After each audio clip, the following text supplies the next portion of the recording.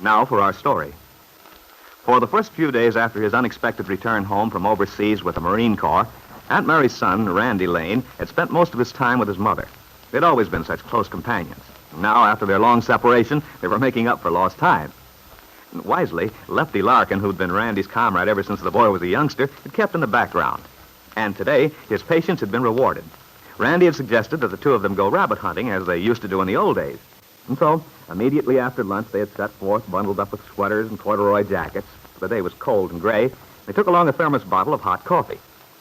Well, now, it was growing dark. Sharp wind had come up, and as they walked along the riverbank on their way home, they unconsciously quickened their steps, thinking of the warm fire and hot dinner which waited for them at the farm several miles away.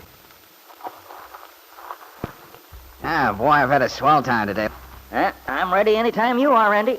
Hey, this will probably sound funny, but the main kick I got out of hunting today was being able to walk along making noise if I felt like it, not having to be ready to duck every minute. Yeah, I can imagine. Must have been pretty rugged where you were out in the South Pacific. Yeah. Oh, well, a guy got used to it. But just the same, it's sure wonderful to be home. I even enjoy this cold weather. I think I've had enough of the tropics to last me the rest of my life. I don't go for that heat much myself. I remember one time when I shipped out. I was about your age, I guess. Gosh, all I could dream about was a nice, icy blizzard. Hey, speaking of blizzard, that fire's going to look awful good when we get home. That wind cuts right through you. Not that I'm complaining. I'll take this any day. Doing anything special tomorrow? No? Why? I thought we might get busy and mend the roof of the barn. We had a storm a while back that blew off a lot of the shingles. I'd like to get it fixed up before the next storm comes along. Okay, sure. So you and Mama done an awful good job keeping things up while I was gone, Lefty. The farm looks swell. Well, there's a lot of work to be done. Always something. Don't worry about it, Lefty. I've had enough of a vacation now. I'm all set to pitch right in.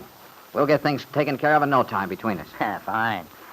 Aunt Mary will be pleased if we do. She worries when things get out of control. I know she does. Mom always has liked things in apple pie order. I wish I could get her to start taking it easy, though. I think she's been working too hard. Yeah, so do I.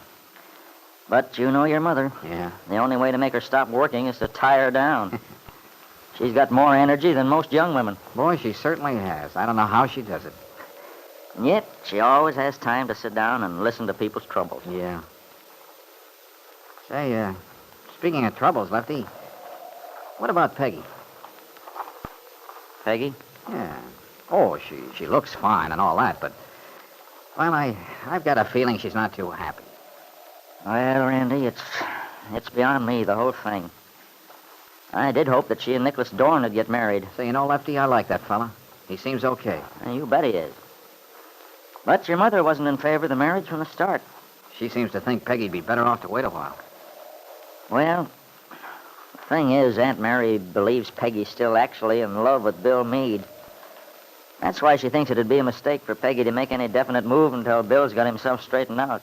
And that may take quite a while, from what I gather. The Calverts aren't going to let him get a divorce in custody of his child if they can help it.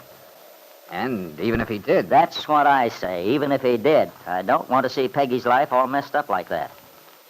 A man with a child. Say, Lefty, do you like this Bill Meade?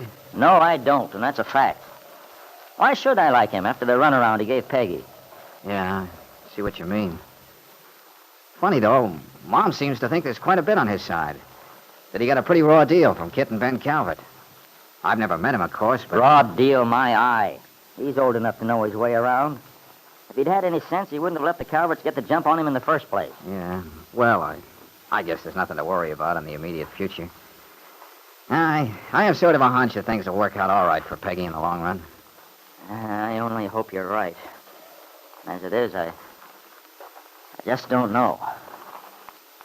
Oh, by the way, I saw David Bowman the other day when I was in the bank. You did, huh? Yeah. Hey, what's this I hear about a feud between you two? There's no feud. But if there's one thing I can't stand, it's a softie. And for my money, David Bowman's about as soft as they come. Oh, come on now, Lefty. You don't really think that, do you?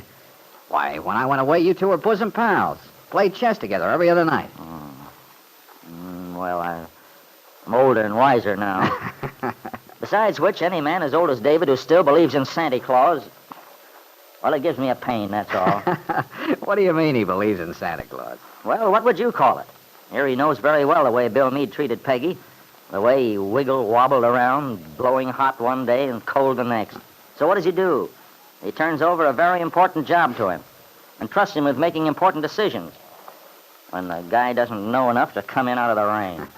Well, I don't know about that, Lefty. But it's a darn shame you and David can't get together again. I can tell he misses you from the way he talks. And after all, I'm sure he did what was best according to his lights. Well, if he did, all I can say is his lights are pretty dim. Man, so are his wits. Oh, good old Lefty. Gosh, it sure sounds good to hear you spluttering away again, like an outboard motor with a cylinder missing. Yeah, I guess you're right, boy. I'm an evil-tempered, cantankerous old so-and-so. No, you're not. You're one swell guy, Lefty. You know, I used to think about you a lot while I was away. Funny how you go back over things when you have a lot of time on your hands and nothing much to do about it. Yep. But I'd hate to think you wasted your time thinking about an old goat like me. I thought you fellas spent most of the time thinking about girls. Huh? Did you say you were an old goat? Didn't mean wolf, did you? Yeah, speaking of girls, Randy, you know, there's one young woman who certainly used to look forward to your letters. Oh? Well, I'm sure glad to hear it. But I don't know who you mean. I mean Jane. Oh, Jane Plummer. That girl has a real soft spot in her heart for you, Randy. Little Jane Plummer. She's a nice kid. I like her a lot myself. And she's been very loyal to Peggy, too. Oh, yeah, Jane would be. She was such a funny little kid. Always shy, sort of serious. Yeah, she still is. But she's as warm-hearted as she can be. And sensible, too. Yeah. Hey, look, Lefty. Isn't this where we used to go fishing in the summer? Just the other side of those rapids? Yeah, this is a place. Yeah, sure it is. And there's a deep place in that little cove on the other side where we guys used to swim sometime. Too far away for the girls to bother us. Peggy used to get mad because you wouldn't let her tag along. That was during her tomboy stage. Well, let's stop here a minute, Lefty. Mm-hmm. Gosh, it seems a long time ago. That has been. Yes. Quite a while. Awful long time. Hey, you know, the current's pretty strong right along here. I got a cramp once, Lefty. The guys had quite a time pulling me ashore. I never did tell Mom about that. I should hope not. Yeah, and there's the same old bridge. Yep. And the fellows still bring their girls here at night in the summer, too. When are they going to build a new one? I remember they were talking about it before I went away. It's never gotten beyond the talking stage. Boy, they certainly ought to get rid of that old... Hey. Huh? There's something new that's been added. Look, Lefty. That girl. Yeah. I wonder where she came from. Seems to be all alone. I wonder what she's doing up there in this cold. I don't see a car around. Oh, neither do I. I think it's Miss... No, she's not tall enough. I don't believe I've ever seen that young woman before. Well, whoever she is, she'll be catching a nasty cold if she stays out in that little thin suit. This is no day for admiring the scenery, if you ask me. Which reminds me, let's get a move on. It'll be dark before long. Besides, Aunt Mary will be worrying if we don't show up in time for dinner. Okay. Hey, wait a minute. Huh? What's the matter? That girl. Good Lord. Lefty, look.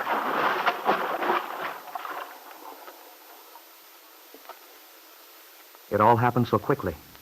One moment, the young woman was standing on the bridge, motionless, looking down into the swiftly flowing waters.